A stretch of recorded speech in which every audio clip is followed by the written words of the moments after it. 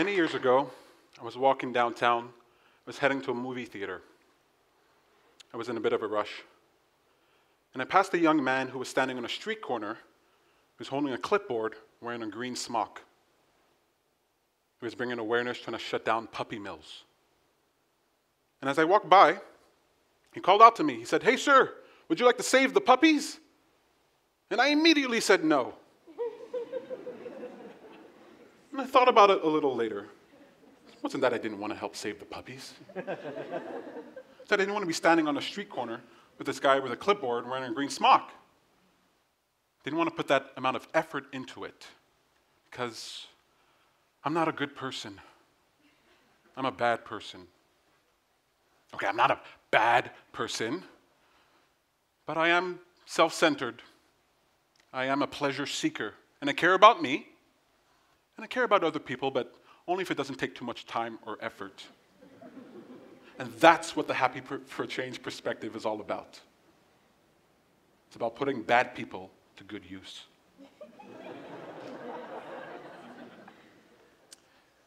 You want to put people who don't want to contribute too much time or effort towards making the world a better place. And I believe that technology has evolved to the point where we can do just that.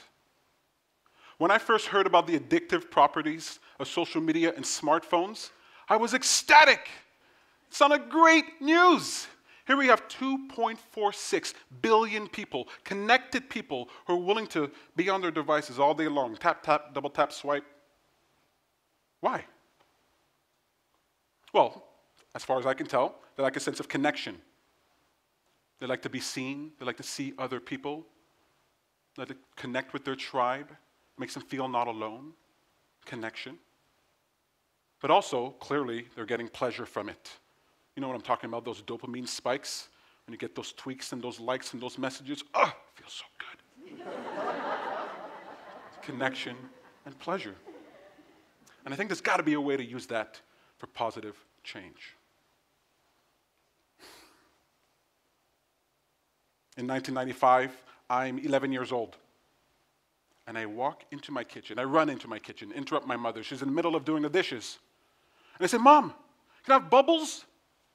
She said, "What?" I said, "Bubbles, Mom, bubbles. Can I have bubbles?" I just seen some kids playing with bubbles out in the park. It looked like a lot of fun. They told me I can get some bubbles for $1 at the dollar store. So I get home. I said, "Mom, can I have $1 for bubbles? Please, can I have bubbles? $1 for bubbles, please. Bubbles, bubbles." She said, "No." I should have known better. Back then, my mom was a penny pincher, and there was no way she was going to be spending money on bubbles. She said, "Peter, I'm not going to spend any money on bubbles." And that's when she took her hands out of the sink. She rubbed her wet hands together. She placed her thumb against the tip of her index finger, and she blew through the hole that her fingers created. And out the other end came the biggest bubble I'd ever seen. All right? This is, okay, I know we can all Google the World Guinness Records of bubbles, okay? But this is 1995, all right? My 11-year-old brain, mind blown. And I had two thoughts right in that moment, two distinct thoughts that changed the way I viewed the world forevermore. The first thought was, my mother's a wizard. I mean, clearly she knows magic. Gotta watch out for her. The second thought was that ideas were everywhere, that resources were all around me. And if I paid attention and I valued what I had, even if it was dirty dishwater, and I was creative enough, I could put things together in such a way to give me what I needed, what I wanted. What's more, I was the happiest kid you'd ever seen after that. I was the happiest kid with the cleanest hands. I played with soap water every day. I made bubbles, bubbles within bubbles, triple bubbles, bubble hats, bubble bras. I was 11. And I felt alive, I felt engaged, I felt empowered. I started living in appreciation and appreciating what I had. I started changing my level of expectation. I began living in this anticipation, waiting for the next idea, the new thing. It felt great. That experience led me to my now fundamental principle, which is this. What we give our attention to becomes a greater part of our experience. I'll say that again because it's very important. What we give our attention to becomes a greater part of our experience. When you give something your attention, it expands, it becomes more. When you think about it, you have more thoughts like it. When you talk with other people, now you're spreading that awareness. When you look at it, when you watch it, and you're listening to it, you buy it, you read it. When you give it your attention, it becomes more substantive, more part of your own personal experience and the experience of the world.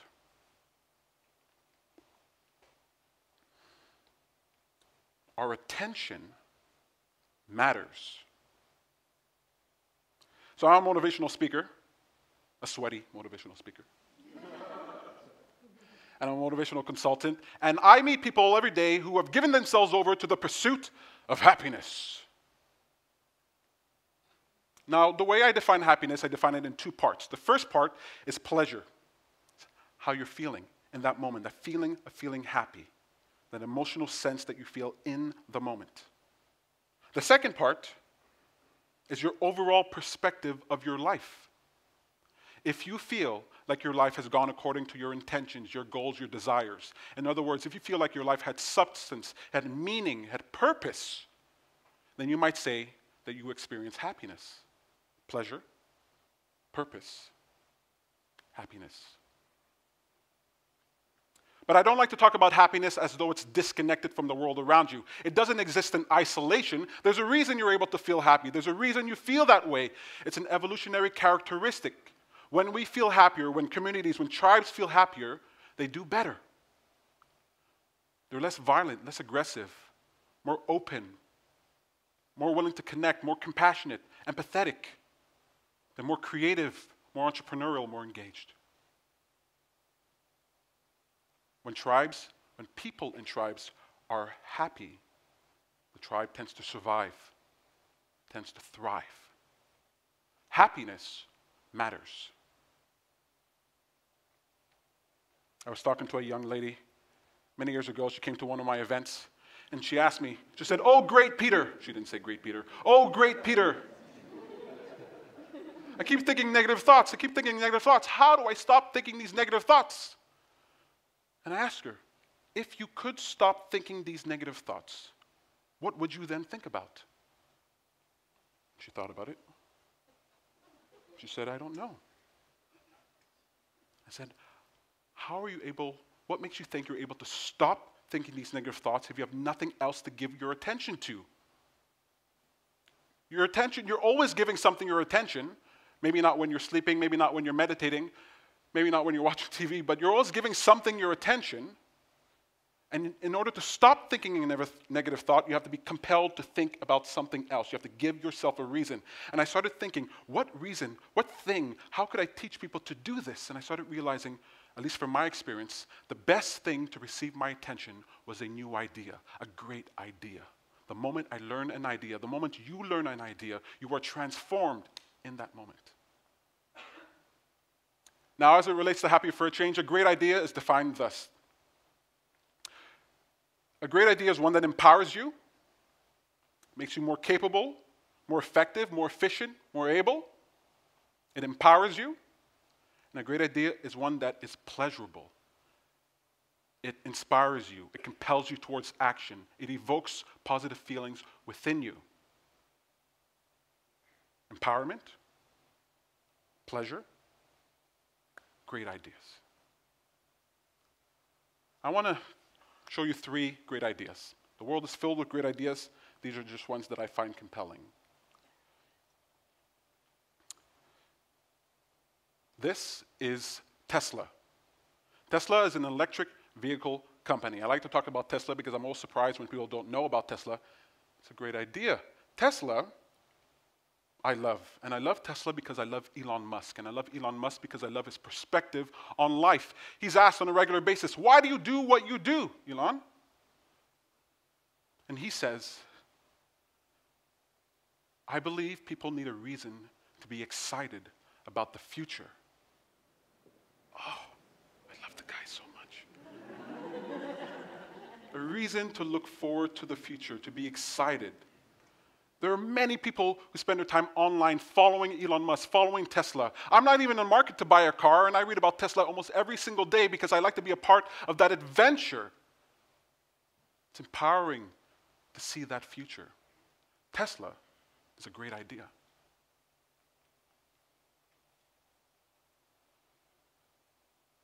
This is a company called Impossible Foods. Now, Impossible Foods makes what they call an impossible burger. Now, I want you to take a look at the screen. What you're seeing here is not meat. Yeah, hold your gas. It's not meat. The philosophy for Impossible Foods is to make a vegetarian burger that appeals to meat eaters. And according to them, what makes meat taste like meat is a compound called heme, H-E-M-E, heme, found with hemoglobin inside blood. But they also found heme in the root of a plant, and they extracted it, they included it in their mix, and they made a burger that bleeds, that you could cook medium rare, that tastes like meat. When I saw this, it did more for me to convince me to go off meat, more so than any slaughterhouse video I've ever seen, because I didn't feel regret, I didn't feel shame, I didn't feel guilt. I felt anticipation, eagerness. I felt hungry. I showed my mom this video. Within 10 seconds, my meat-eating mother was like, where can I get this? I want this. I want to eat this right now. I said, I know how you feel, Mom. Impossible Foods. It's a great idea. Lastly here, this is a group. It's a podcast. It's a community, online community really, called Kinda Funny. And for the longest time, I thought Kinda Funny was just about video games and just about popular culture. But when you dive down deeper, you realize this is a community of people, thousands of people, who have a philosophy. They want to encourage each other to pursue their ambitions, their dreams, their passions. And they encourage each other. They inspire each other. Every member of this group, every member of this online community, they call themselves the best friends. When they meet each other, are you a best friend? I'm a best friend. And they act like they're best friends. I was introduced to them by my brother, my twin brother Tom. And I never knew that my brother's dream was to become and to pursue stand-up comedy. I've known this guy 30 plus years. I had no idea. When we were younger, he used to make me laugh so much. He used to make me laugh so much, I'd be in tears. I'd be on the ground, writhing in agony, holding my belly, begging him to stop, and he wouldn't. Just kept making me hurt over and over, maliciously. He's a bad person too. And he kept this dream a secret, even from me. But this community, Kinda Funny, he paid attention to. Hours every week. He contributes his attention, his money to this group. And they inspired him to pursue his dream.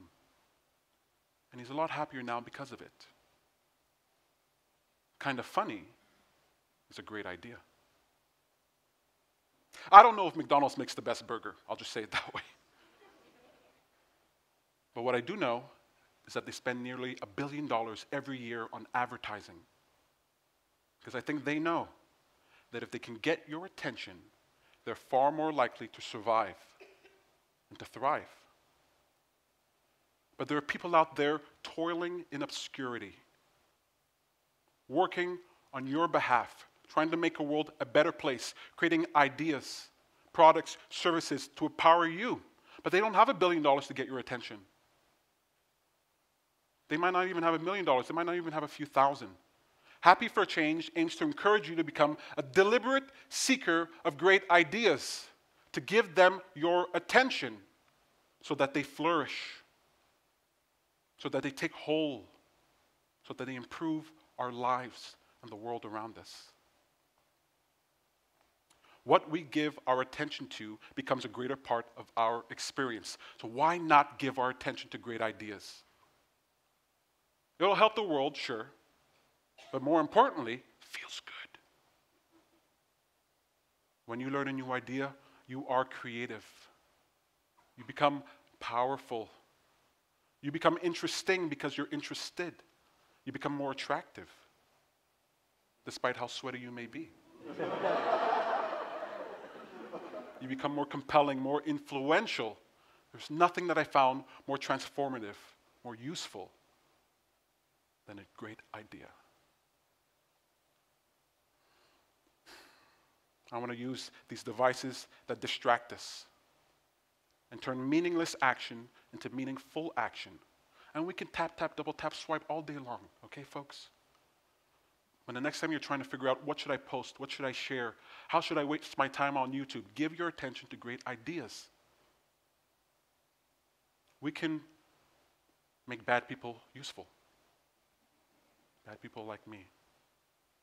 And we can save all the puppies. Every single one of them. If we learn and remember that our attention matters and that happiness matters, and if we place happiness within its proper context, I want to provide purpose for the pursuit of happiness.